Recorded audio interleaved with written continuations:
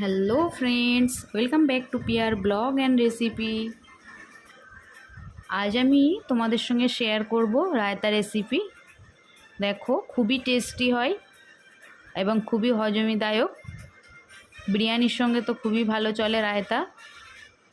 তো আজ সেই রায়তা রেসিপি তোমাদের সঙ্গে শেয়ার করব। দেখো বন্ধুরা, রায়তা রেসিপি বিভিন্ন রকমের হয়।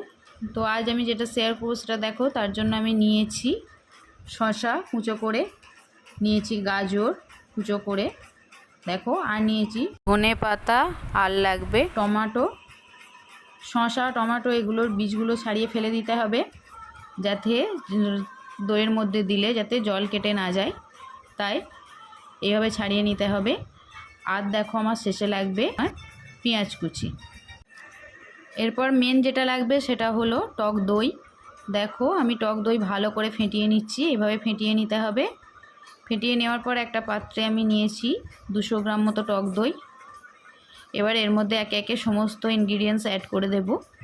দেখো, আমি প্রথমে দিয়ে দিচ্ছি টমেটো কুচি, দিয়ে দিচ্ছি ধনিয়া পাতা, দিয়ে দিচ্ছি গাজর কুচি, এবার শেষে দিয়ে দিচ্ছি শসা কুচি আর পেঁয়াজ কুচি। দেখো, দিয়ে সমস্ত উপকরণ ভালো করে একটু নেড়ে চেড়ে নেব। তারপর এতে অ্যাড করব দেখো